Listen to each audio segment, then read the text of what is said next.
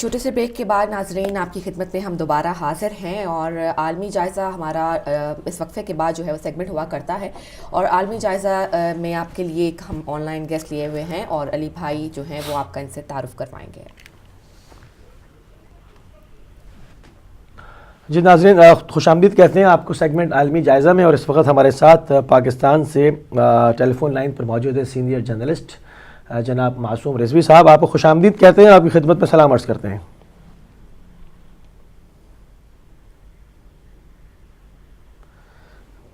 अस्सलाम वालेकुम।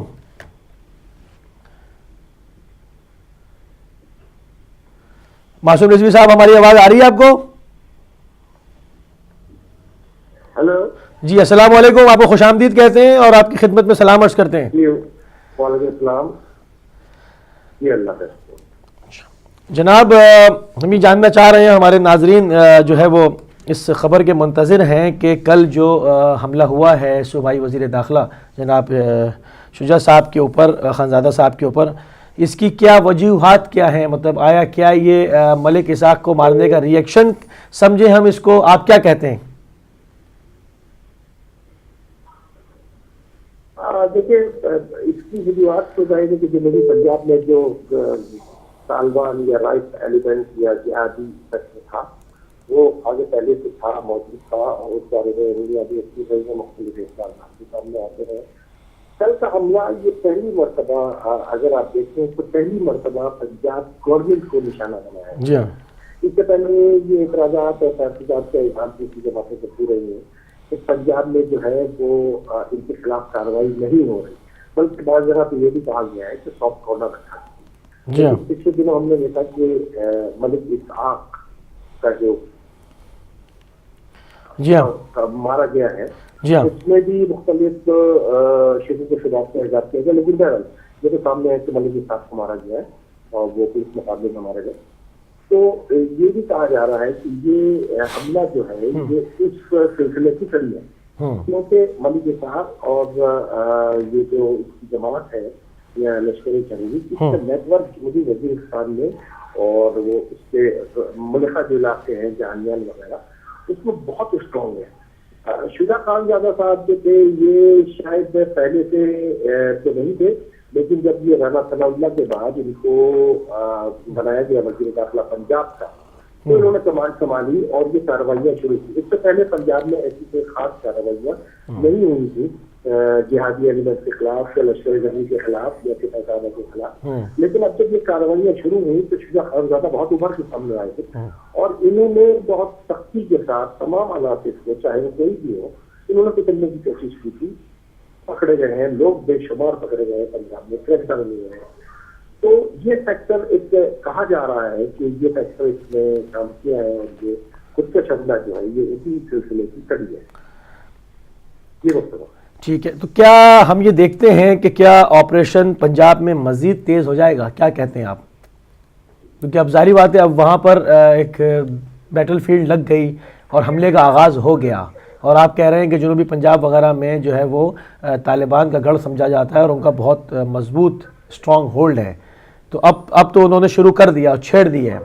तो आप क्या कहते हैं कि पंजाब भर में मज़ीद ऑपरेशन तेज़ होगा, लपेट में आएंगे ये एरियाज़? जी बिल्कुल। देखिए, पंजाब के बारे में जो भी मैंने भी आपसे बात की थी, एतराज़ात जो सामने आते थे, वो उसमें आपसे ये भी था उसका एक आंसर, मुल्का आंसर जो था वो ये था कि पंजाब में चूंकि कार्रवाइयाँ नहीं हो रही तो पंजाब में बड़ा सुकून है। सारे सूबों में तो कार्रवाइयाँ होती है जिहादी एलिमेंट से, लेकिन पंजाब पर उनकी नजर करना पंजाब में वो नहीं करते कार्रवाई। तो शायद मतलब सपूर में ये कहने की कोशिश की जाती थी कि आपस में कोई मुआहदा है कि जी हमें यहाँ तंग ना करो, हम तुम्हें तंग ना करेंगे। लेकिन अब जब ये कार्रवाइयाँ शुरू हुई हैं तो जाहिर है उसका रिएक्शन भी आएगा। अच्छा, इससे पहले अगर आप देखें मुस्तफा, आप कह रही हैं कि हम बहुत सारी जितनी चीजें हैं, पेशावर सबसे ज्यादा और ये जो ट्राइबल एरिया है आपका खासा, उसके बाद पेशावर, खैबर पख्तूनख्वा, सिंध, बलोचिस्तान का मामला तो खैर बिल्कुल इलाका रखे, ये सूबे इवन इस्लामाबाद तक मुख्तलिफ दहशतगर्दी की वारदातें झेलता रहा है, बड़ी कार्रवाइयाँ हुई हैं। और उसके बाद जब रिएक्शन शुरू हुआ है ATF पेशावर के बाद, तो आप भी देखेंगे कि सब जगह पे कार्रवाई है। और इस वक्त एक पंजाब का एक मसला ये भी है कि फौज कार्रवाइयां ये जो दहशतगर्दों के खिलाफ हो रही है, ये फौज कर रही है। तो फौज किसी को भी इसमें छोड़ना नहीं चाहती, चाहे वो पंजाब हो, चाहे वो आजाद कश्मीर हो, चाहे जिन्होंने बहुत खूबसूरत पेशावर हो। तो पंजाब में फौज ने इक्वल हक रखा हुआ है, सब जगह पे कार्रवाइयां हो रही है। तो पंजाब में भी कार्रवाइयां हो रही है। अब पंजाब में ये उसके बाद ये रिएक्शन आया, लेकिन जहां तक आपका सवाल के दूसरे हिस्से का ताल्लुक तक ये कहाँ जा रही है और कितनी कामयाबी होगी। देखिए, जब आप क्रैकडाउन करते हैं, जब आप जिहादियों को करते हैं, तो वो जाहिर है तो उसका रिएक्शन तो आएगा, इसमें तो कोई दूसरी राय नहीं, उनके बस में होगा वो करेंगे। लेकिन पहली मतलब ये जरूर हुआ है कि बड़े पैमाने पर लोग पकड़े गए, बड़े लोग पकड़े गए। मतलब मलिक साहब की मिसाल आपके सामने, उससे पहले जमाना पे बाहर रहते थे मुस्तकिल, लेकिन अब वो अंदर भी हुए और उसके बाद उनका ये मामला भी हुआ। तो उसके अलावा सूरत हाल ये कि अगर हम बैरूनी ममालिक में भी देखें, श्रीलंका में बड़े LTTE के खिलाफ हुआ था, शामिल जो गोरिल्ला थे उनके खिलाफ ऑपरेशन है, लंबी वॉर लड़ी है श्रीलंका में, और वो तजुर्बा हमारे सामने है। तो उनके भी रिएक्शन आते थे। तो ये रिएक्शन, ये आयरलैंड की मिसाल हमारे सामने है, आयरिश रिपब्लिक आर्मी जो थी, एक सामान्य तक रिएक्शन है, बहुत दहशत रहती है। तो ये तो मेरे ख्याल में स्ट्रेस का हिस्सा होता है, ये तो हमें झेलना पड़ेगा। लेकिन ये ग्रुप करके ऑपरेशन पहली मरतबा डायरेक्ट सही संत में हो रहा है और बड़े पैमाने पर लोगों को उठाया गया है, हत्या ली गई है, सजाएं हुई है, अंदर वो है।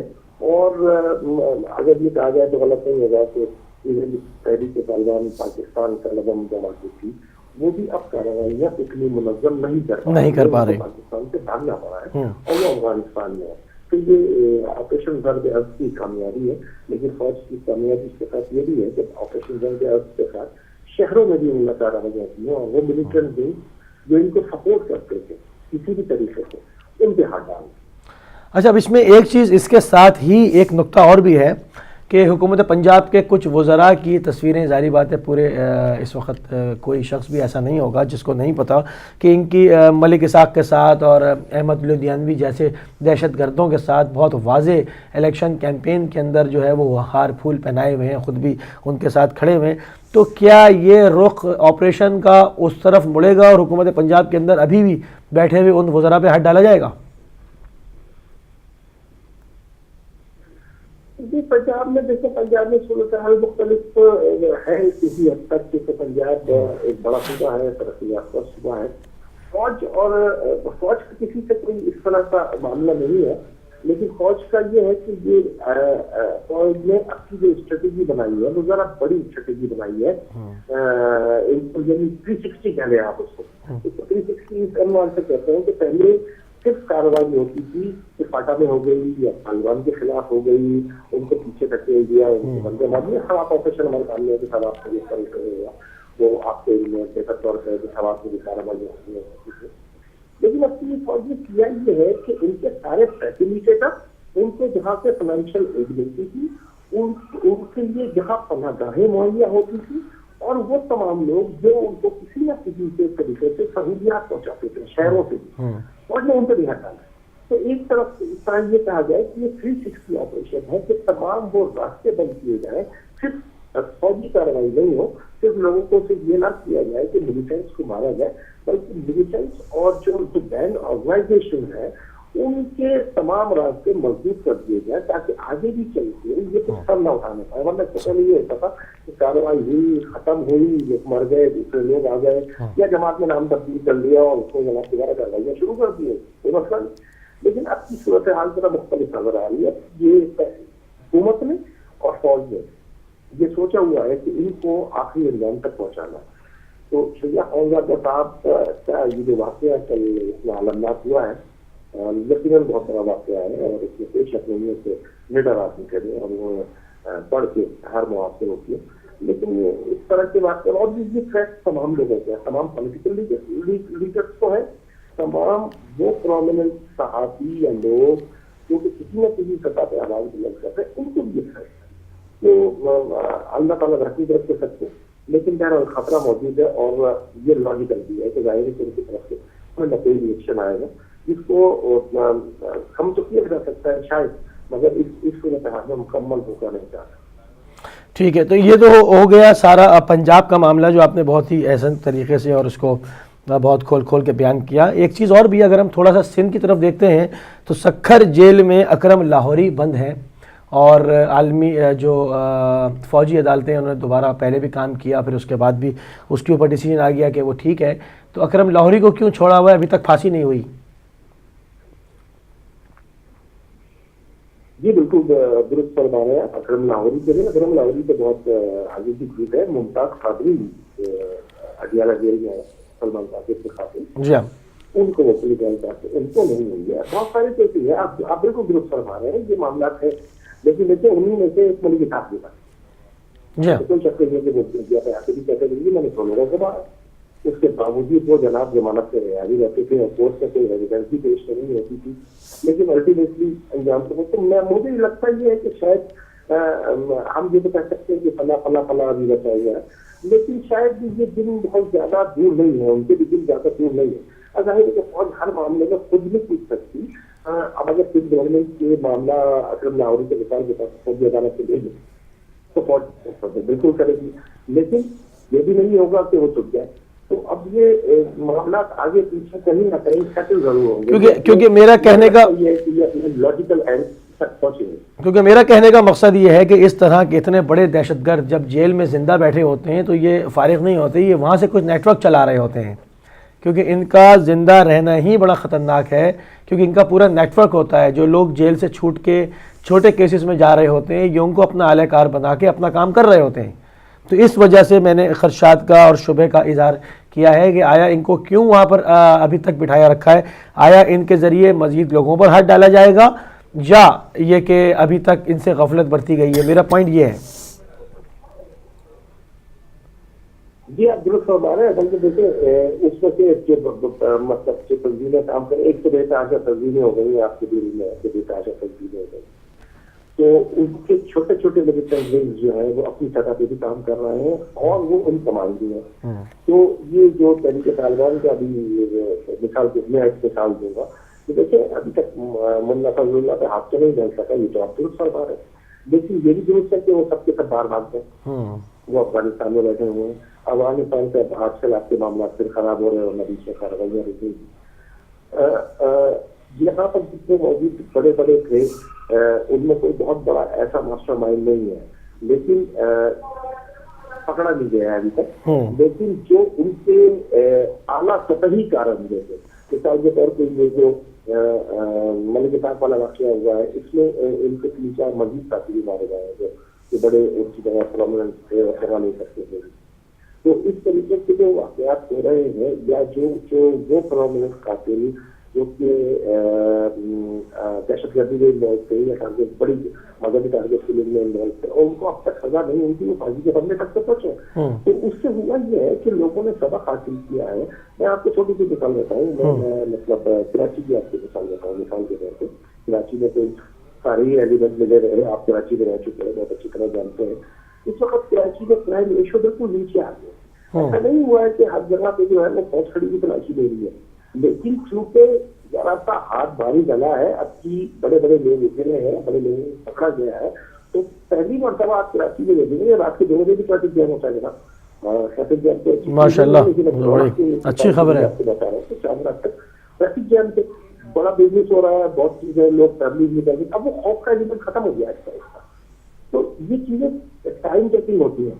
मेरे ख्याल में जो ऑपरेशन जिस सतह पे चल रहा है, यकीनी तौर पे उनके जो ऊपर वाले हैं जहाँ आप इशारा कर रहे हैं वहां भी पहुंचेगा कहीं ना कहीं, कभी ना कभी। तो वक्त अब बहुत ज्यादा दूर नहीं है, लेकिन ये तो मिड जो इनकी ऑर्गेनाइजेशन थी वो मिड रैंक तक तो पहुंच गए, आप प्रैक्टिकल भी खबर में आ जाए। ठीक है, बहुत खूबसूरत गुफ्तगू रही और चूंकि हमारे पास टाइम लिमिटेड होता है, दिल तो चाह रहा था कि अभी और बहुत सारे पॉइंट्स है उसके ऊपर बात करते हैं, मगर इंशाल्लाह किसी दिन आपको जो है वो दोबारा जहमत देंगे और मज़ीद जो है वो इस सारे मामलों के ऊपर गुफ्तगू करेंगे। बहुत शुक्रगुजार हैं कि आपने जो है वो हमारे साथ लाइन पर शामिल हुए और अपना कीमती टाइम दिया। इतने जनाब मासूम रिजवी साहब सीनियर जर्नलिस्ट हैं, पॉलिटिकल एनालिस्ट हैं, आप सुन रहे थे इनको, तो मतलब ज़रब अज़ब के ऊपर बहुत खासी जो है वो पंजाब के हवाले से भी गुफ्तगू हुई कि एक अरसे से वहाँ पर कालेदम तंजीमें अपना काम कर रही थी, बल्कि उन्होंने कहा कि मजबूत नेटवर्क है इनकी। ये समझ लें कि तालिबान की छावनी का अगर हम उसको कहें तो गलत नहीं होगा, मगर अब कल जो इन्होंने वाक़या हुआ शुजा खानज़ादा के ऊपर जो हमला हुआ, अब उसके बाद इनके दिन जो है वो गिने जा चुके हैं। इन्होंने खुद ही वहाँ पर जो है मामला छेड़ दिए हैं, क्योंकि इनको लग रहा था कि अब ज़रब अज़ब जो है वो फाटा से निकल के और पंजाब में जनूबी पंजाब की तरफ दाखिल होगा, तो इससे पहले कि वो इनके ऊपर आते उन्होंने कार्रवाइयाँ वहाँ छेड़ दी। तो अब उनकी भी बारी आएगी और अकरम लाहौरी का हमने खुसूसन जिक्र किया और एक मरतबा फिर हुकूमत पाकिस्तान से मुतालबा भी करेंगे तो जो कि सेक्टेरियन इश्यूज़ के अंदर जो कि बहुत बड़े बड़े कातिल बड़े बड़े नाम हैं, वो अगर इस वक्त ज़िंदा जेलों में बैठे हुए हैं तो वो वहाँ से कोई ना कोई नेटवर्क चला रहे होंगे। तो हम पुरज़ोर मुतालबा करते हैं कि उनको फिलफौर फांसी दी जाए ताकि बहुत सारे मज़लूम ख़ानदानों के कलेजे ठंडे हो सकें। तो ये तो था नाज़रीन थोड़ा सा कुछ स्टोरीज़ जो कि अभी हमने आपके सामने पेश करने की कोशिश की। इसी के साथ हमारे सेगमेंट ख़त्म होगा और हम चलेंगे अगले सेगमेंट की तरफ, सिस्टर सहर की तरफ। जी सहर। जली बात, बहुत शुक्रिया आपका। आपने बहुत तफसीली गुफ्तगू की हमारे जो मेहमान जर्नलिस्ट थे, और इस वक्त जो है वो ज़रब अज़ब के हवाले से भी और दूसरी बहुत सारी जो सियासी तब्दीलियाँ आ रही हैं उनके साथ भी हमें ज़रूरत थी कि हम एक तफसीली जो जायज़ा है वो लेते हैं। लेकिन चूँकि बात बहुत संजीदा हो चुकी हुई है और बहुत गहरी हो चुकी हुई है, तो फिर ऐसे में जो है थोड़ा ब्यूटी टिप्स की जो है वो ज़रूरत महसूस हो रही है, ताकि जो स्ट्रेस है, जो टेंशन है, वो थोड़ी सी रिलीज़ हो सके। आज से मैं आप लोगों को बताने वाली हूँ ब्यूटी टिप्स बहनों के लिए नहीं बल्कि भाइयों के लिए हैं, क्योंकि भाई जो है वो बहुत स्ट्रेस लेते हैं, उन्हें बाहर निकलना पड़ता है, काम काज करने पड़ते हैं, और सुबह से लेकर शाम तक जो है वो रोज़ी कमाने का एक जो सिलसिला होता है वो अल्लाह ताला ने मर्दों के सुपुर्द किया है। गो के ख़वातीन भी साथ देती हैं, लेकिन ये उनके लिए ऑप्शनल है। लेकिन मर्दों के लिए जो है वो कंपलसरी है। उनको अपने जो घर है और जो घर के अफराद हैं उनको ना उनका जो रोज़ी रोटी है और वो सिलसिला जो है वो उन्हीं को करना पड़ता है। इसलिए मैंने आज सोचा कि अपने भाइयों को जो है वो इस थोड़ा सा स्ट्रेस रिलीज़ जो है वो टिप्स बता दूं, ताकि वो भी अपनी स्किन का ख्याल रख सकें, अपने बालों का ख्याल रख सकें, अपना ख्याल रख सकें, और ताकि वो बेहतर तरीके से अपनी परफॉर्मेंस जो है ज़िंदगी में आगे बढ़ने के लिए, तरक्की करने के लिए जो है वो आगे बढ़ सकें, और उनके साथ उनका कॉन्फिडेंस भी हो। तो मर्दों की के लिए जो ब्यूटी टिप्स हैं, यानी कि ऐसी बात नहीं है, अल्लाह ताला ने मर्द को और औरत को दोनों को जो है वो ये हक़ दिया है कि वो अपना ख्याल रखें, अपने आप को बनाएं संवारें। अल्लाह ताला की ये मानत है, ये जिस्म भी, ये रूह भी, तो क्यों नहीं इसको जो है उसकी मानत को खूबसूरती से बहुत भले तरीके से जो है हिफाजत उसकी की जाए। मौसम के असरात सिर्फ ख़वातीन की जिल्द पर ही असरअंदाज नहीं होते, बल्कि मर्दों की जिल्द पर भी असरअंदाज होते हैं, और अगर मर्द भी थोड़ी सी जो हिफाजत अपनी जिल्द की कर लें तो उसमें कोई हर्ज नहीं है। गो कि उनके पास टाइम ज़ाहिर है बहुत कम होता है, और उनके पास वो जज्बा भी कम होता है जो औरतों के पास अक्सर पाया जाता है अपनी जो निगहदाश्त करने के लिए, दिलकशी की हिफाजत करने के लिए। तो बस छोटे छोटे टिप्स हैं, आप अगर इनको जल्दी में 2-2 मिनट के हैं आप इस्तेमाल करेंगे तो आपको अच्छा और बेहतरीन रिजल्ट भी मिल जाएगा, और आपका टाइम भी ज़्यादा जो है उसमें सर्फ नहीं होगा। तो मौसम के असरात से बचने के लिए ज़रूरी है कि आप थोड़ी सी दही में मलाई और दूध में 2 कतरे जो हैं, आप आइदर दही में या दूध में या मलाई में 2 कतरे शहद के मिलाकर दिन में या रात में किसी भी टाइम जब आपको टाइम मिले सिर्फ 15 मिनट के लिए मास्क जो है अपने चेहरे पर लगा लें, और हफ्ते में 2 से 3 मरतबा ये अमल दोहराएं। आप देखेंगे कि आपकी स्किन जो है उसके ऊपर जो गर्द गुबार है, जो मैल कुचैल है, वो आराम से निकल जाएगा और स्किन जो है वो साफ़ शिफाफ हो जाएगी। दूसरा तरीका ये है कि अपनी बेगमात से कहिए या अपनी जो आपके घर में ख़वातीन हैं उनसे कहिए कि वो, क्योंकि मुझे पता है कि मर्द हज़रात बहुत सुस्त होते हैं, उनके लिए घर के जो काम है उठ के किचन तक जाना जो है वो भी उनको मुश्किल लगता है, बहुत सारे मर्दों को, मैं तमाम भाइयों की बात नहीं कर रही।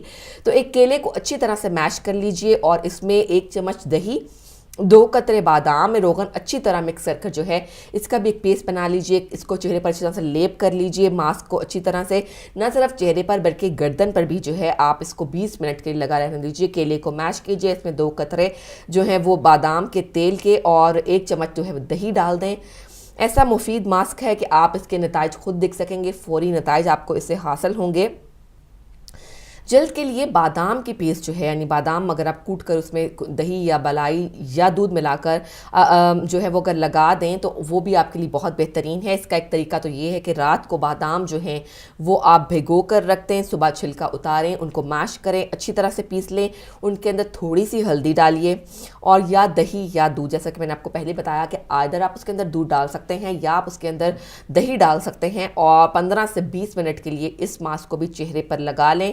हाथों की पैरों की उंगलियों में जो ये जो हमारे जो गांठें होती हैं जिनको हम कहते हैं, इन पर पड़ने वाले काले धब्बों के लिए भी बादाम बहुत मुफीद है। तमाम बहनों और भाइयों के लिए मशवरा है कि वो रात को रोगने बादाम यानी बादाम के तेल में रोगने जैतून या नारियल का तेल 15 मिनट तक मसाज करें, और इसके अलावा एक उबले हुए आलू की पेस्ट अगर आप बना लेते हैं और इसमें 2 कतरे लींबू डाल दें, आधा चम्मच शहद का डालें, थोड़ा सा दूध या दही, फिर 2 चुटकी हल्दी और 1 चम्मच रोगने बादाम मिलाकर हाथों और पैरों पर लगाएं। आप देखेंगे कि हाथों और पैरों का मैल कुचैल जो है वो बिल्कुल साफ़ हो गया, और जहां पर काले धब्बे पड़े हुए हैं वो भी साफ़ होने लगे हैं। इसको आप हफ्ते में 2 या 3 मरतबा का इस्तेमाल करेंगे तो आपके हाथ मुकम्मल तौर पर जो है वो मैल कुचैल से पाक हो जाएंगे और उनका रंग भी जो है वो निखर जाएगा।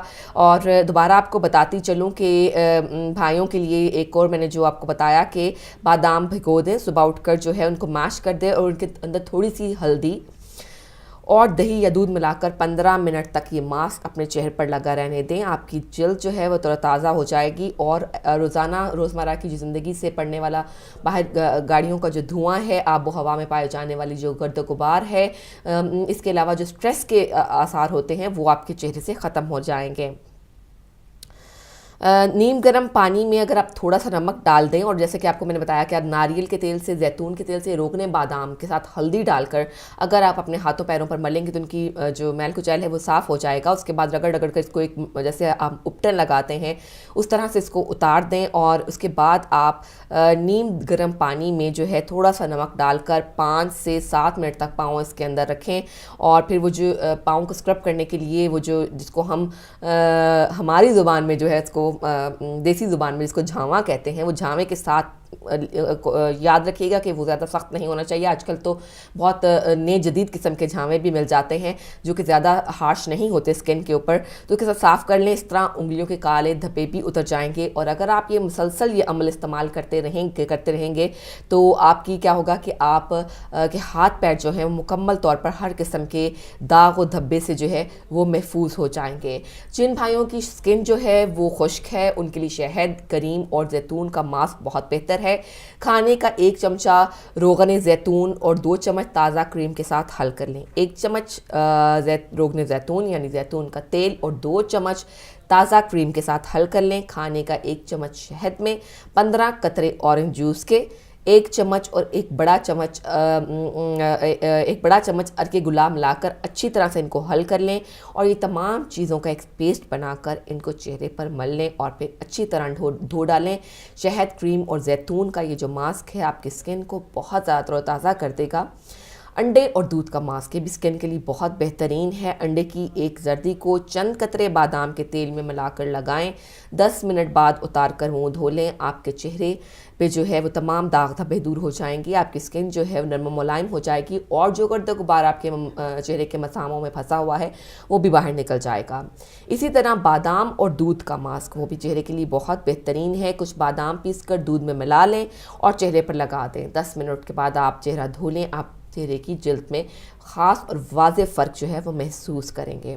एक और खुश जल्द के लिए मास्क आपको बता देती हूँ कि अंडे का जो है मास्क, तेल और अंडे का मास्क को आप इस तरह बना सकते हैं कि अंडे की जर्दी में चंद कतरे जो हैं वो जैतून का तेल मिला दें और 10 मिनट तक, बहुत आसान से ये मास्क हैं। घरों में जैतून का तेल भी होता है, अंडे भी होते हैं, बादाम भी होते हैं, शहद भी होते हैं, और दूध तो हर वक्त मौजूद होता है। तो सिर्फ इनके अंदर एक छोटा सा जिसे कहते हैं मिक्सचर आपने बनाना है और फिर अपने चेहरे पर लगा लेना है। उसके बाद 10 मिनट लगा रहने दीजिए। आपको अंदाज़ा भी नहीं होगा कि कब 10 मिनट जो है वो जल्दी से गुजर गए।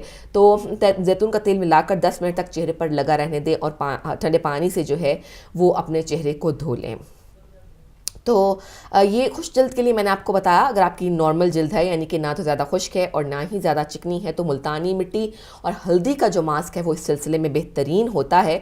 मुल्तानी मिट्टी आपको यहाँ से भी मिल जाती है, अगर आप पाकिस्तान से मंगवाना चाहें तो वहाँ से भी मिल जाएगी, लेकिन आजकल यहाँ पर भी जो एशियन शॉप्स हैं उनमें मुल्तानी मिट्टी जो है वो दस्तियाब है।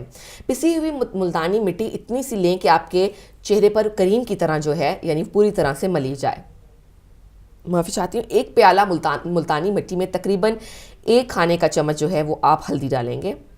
4 से 5 कतरे जो हैं वो जैतून का तेल डालेंगे। चंद कतरे जो है स्किन टॉनिक के या जो भी आपको बेहतरीन लगता है उसके डाल दें। इन सब को आपस में मिलाकर जो है चेहरे पर आपने यानी कि ये एक लेप करना है, लेकिन मोटी इसकी तह जो होनी चाहिए आपके चेहरे पर 15 मिनट तक लगा लें और फिर मुंह धो लें। आपकी स्किन जो है वो बहुत चमकदार और शफाफ हो जाएगी। इसी तरह दही और शहद का एक मास्क भी नॉर्मल स्किन के लिए बहुत मुफीद है। 1 चम्मच दही में 1 चम्मच शहद मिलाकर चेहरे पर लगा लें, कुछ देर लगा रहने दीजिए, 10 से 15 मिनट तक लगा रहने दीजिए, फिर मुंह धो लें। आप जो है वाज़े फ़र्क महसूस करेंगे अपनी चेहरे की दिलकशी में। अंडे और शहद का मास्क, 1 अंडे की सफ़ेदी लेकर फेंटें। आपको जैसे कि पहले मैंने बताया था कि जो खुश जल्द है उसके लिए अंडे की जर्दी दरकार होगी, जबकि जो नॉर्मल जल्द है या आपकी चिकनी जल्द है तो उसके लिए अंडे की सफ़ेदी जो है वो बेहतरीन है। 1 अंडे की सफ़ेदी को लेकर इस तरह से फेंटें कि इसके बाद इतना फेंटें कि अच्छी तरह से उसमें मिक्स हो जाए। इसके बाद इसमें 1 खाने का चम्मच शहद मिलाएं और चेहरे पर 15 मिनट के लिए लगा रहने दें। नीम गर्म पानी से चेहरा धो लीजिए और ठंडे पानी के छींटे मारें। ये मास्क चेहरे की झुर्रियाँ और बढ़ती हुई उम्र के असरात को दूर करता है। आज कुछ टिप्स बताए मैंने, ये ख़वातीन भी इस्तेमाल कर सकती हैं, लेकिन चूँकि आज मुझे अपने भाइयों की थोड़ी फ़िक्र हो रही थी कि वो भी बहुत स्ट्रेसफुल लाइफ गुजारते हैं, बहुत ज़्यादा परेशानियाँ होती हैं, तो उनको भी ज़रूरत है कि वो अपनी जो रिलैक्स होने पर, अपनी दिमागी सेहत पर, अपनी जिस्मानी सेहत पर जो है वो तवज्जो दे सकें, उसके लिए टाइम निकालें। तो नाज़रीन, ये तो कुछ टिप्स थे जो मैंने आपको आज के रोज़ बताए। बहुत आसानी से चंद चीज़ों के साथ, घर में मौजूद चीज़ों के साथ बन जाते हैं और आपकी स्किन को एक नई ताजगी दे जाते हैं। तो जाएंगे हम एक छोटे से वक्फे की तरफ। जब वक्फे से वापस आएंगे तो आपकी खिदमत में बाकी का प्रोग्राम पेश करेंगे। अपने टॉपिक भी आपको वक्फे के बाद बताएंगे और उस पर बातचीत करेंगे और आपके लिए फ़ोन लाइन्स भी खोलती जाएंगे। फ़िलहाल लेते हैं एक छोटा सा ब्रेक।